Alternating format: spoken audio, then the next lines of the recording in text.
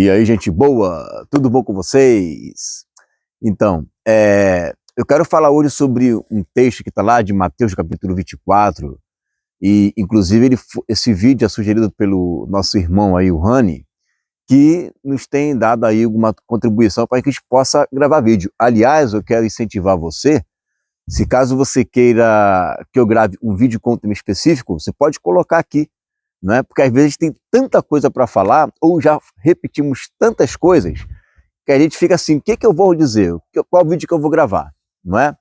E aí eu acho interessante fazer isso, né? De repente você mandando algum diálogo que você teve com alguém, essa pessoa te deu essa resposta, igual o exemplo aqui do Rani, né? A gente pode conseguir sanar essa dúvida e espalhar para os irmãos como que nós entendemos acerca das Escrituras. Muito bem. E o que foi falado aqui foi o seguinte, né? Que aquele texto de Mateus, no capítulo 24, que para todo pré-tribulacionista, para eles esses textos se referem para judeus, né? Olha que interessante, né? Então, o texto de Mateus 24 é único e exclusivamente para judeu. Tá? Muito interessante isso. Porque quando o texto vai falar, um será deixado, outro será levado, um será tirado, outro será deixado, aí não, esse texto aí não é para judeu, esse texto aí, né, é para o arrebatamento universal, né? Mas o restante é todo para judeu. Se eu for usar essa mesma linha de raciocínio, então o Sermão da Montanha é para judeu também, correto? Por quê? Porque Jesus vai dizer, em Mateus 5,5, bem-aventurados os mansos, porque eles herdarão a terra. A terra não é algo prometido para judeu? Não é o que está lá na aliança abraâmica? Esse texto é um texto de Salmos, Salmo 37, que Jesus está pegando ali para dizer sobre a herança da terra.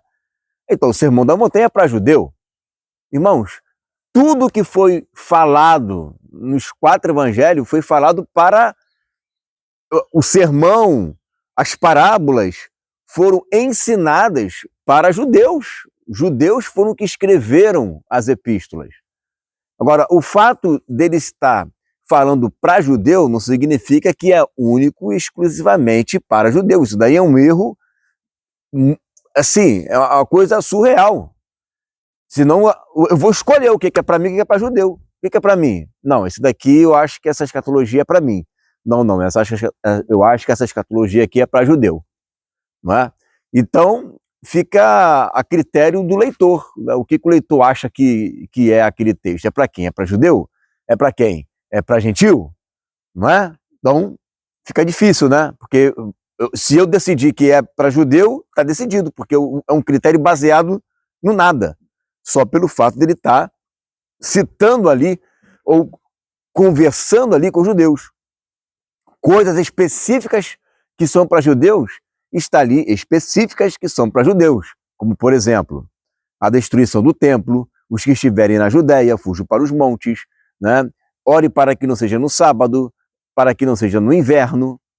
Aí está colocando algo específico, porque ele está tratando especificamente da invasão que o anticristo fará com seu exército em Jerusalém. Perfeito. Mas quando vai falar de arrebatamento, não posso dizer que é único e exclusivamente para judeu.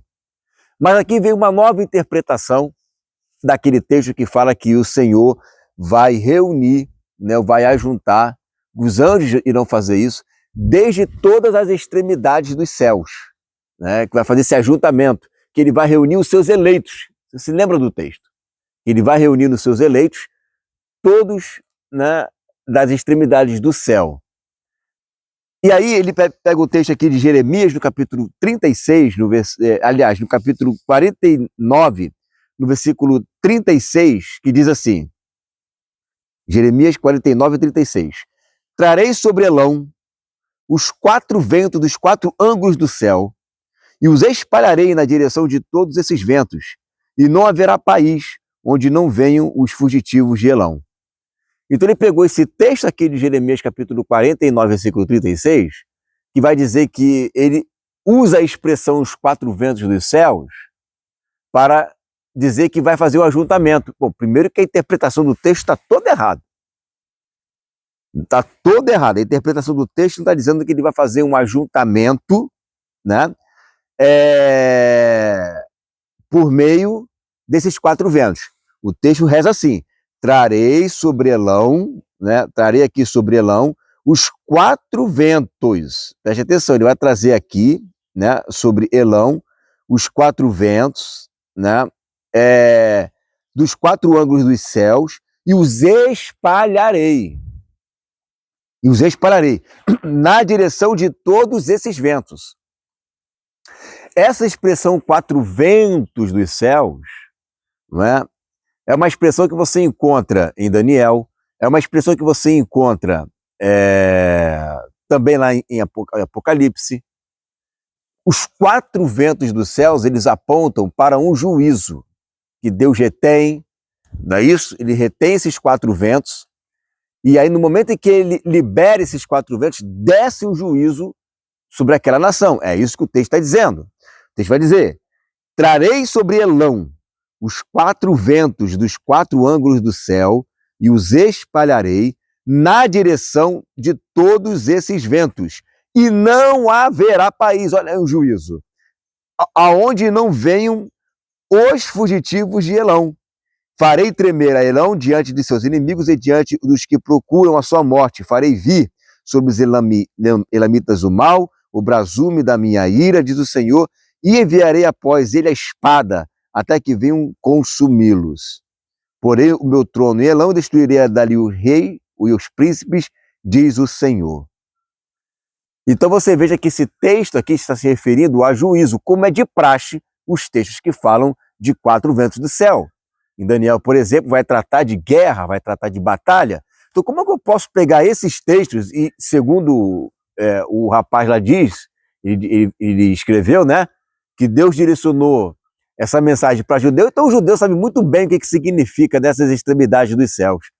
Claro que ele entende que significa as extremidades dos céus, significa extremidade do céu. Agora, aqui, quando fala de 4 ventos dos céus, está falando de um momento de guerra, de juízo, de batalha, né? Onde Deus ele vai, nesse caso, fazer com que seja eliminado aquele país. Então, como é que eu posso pegar esse texto que fala de juízo e eliminação e falar que ele vai reunir os seus eleitos e não espalhar os seus eleitos? Esse texto aqui fala de espalhar. Ele pegou o texto de espalhar e jogou para reunir. Uá? Como assim? Ele pega um texto de espalhar e joga para reunir, focando na expressão ventos dos céus, como dizendo, tá vendo? Ele pega os 4 ventos dos céus para simbolizar uma ação milagrosa divina na terra. É claro, nessa questão aqui, ele está fazendo uma ação milagrosa divina na terra, trazendo juízos. Naquela expressão de Mateus 24, ele está trazendo uma expressão milagrosa do arrebatamento, que vai tirar da terra os seus eleitos. E vai reunir em todas as extremidades dos céus, vai pegar todo mundo. Quem foi arrebatado no Japão, quem foi arrebatado no Brasil, quem foi arrebatado nos Estados Unidos, quem foi arrebatado lá na Antártida. Todo mundo foi suspenso. Estão em todas as extremidades dos céus. O que os anjos vão fazer? Eles vão catar todo mundo e vai levar para a reunião. Que reunião é essa? É o que está lá em Tessalonicenses, que Paulo vai dizer. A nossa reunião solene. Reunião solene, episunagoge. Reunião solene. É a mesma palavra, só que é um pouquinho diferente, mas é a mesma raiz, utilizado lá em Mateus capítulo 24. A reunião solene, o encontro solene, né? O encontro com ele nos ares. Ele fala encontro, e lá em Mateus fala reunião, né? Então, é a mesma raiz da palavra, né? É a mesma raiz que está lá em Hebreus, quando fala assim, não deixemos de congregar, não é isso? Episunagoge, é a mesma raiz, são as mesmas palavras que eu sou utilizado, congregar, reunir, encontro. É o quê? É o ajuntamento, é uma assembleia que está sendo feita ali. Então o texto de Mateus 24 está falando de uma reunião, de um encontro no céu, das extremidades do céu, não é das extremidades da terra. Aqui está falando que ele vai pegar os ventos do céu e vai trazer o juízo sobre a terra. Lá em Mateus 24, ele está falando que vai pegar os eleitos que estão na terra e vai ajudar desde as extremidades dos céus. Isso é claro. É aquele mesmo texto que vai dizer que a vinda do Senhor será como um raio, como um relâmpago que corta do Oriente ao Ocidente. Né? Ou seja, é todas as extremidades dos céus. Mas esse efeito lá, dessa aparição dele em glória, que esse é o contexto, né, o sentido do texto, essa aparição dele em glória vai cobrir toda a terra verá ele vindo com poder e grande glória, do Ocidente ao Oriente. Porque a única faixa de luz que cobre do Oriente ao Ocidente é a luz do Sol, e não um raio, como algumas traduções trazem, né? Porque aquela tradução pode trazer luz e pode trazer raio. As duas palavras podem ser traduzidas, tanto de uma como de outra. Se você traduz raio, raio não corta do Oriente ao Ocidente. Nunca vi um raio cortar todas as extremidades do céu. A única luz que corta toda a extremidade do céu é a luz do Sol. Então Jesus está dizendo que a vinda dele será como a luz do Sol, que vai cobrir toda a extremidade do céu. Ou seja, todo olho verá a vinda dele. Perfeito? Então, se quiser deixar algum texto aí para a gente fazer esse comentário aqui de 10, 11 minutos, né? Você deixa que a gente vai fazer aqui, né, um vídeo tratando desses temas. Amém?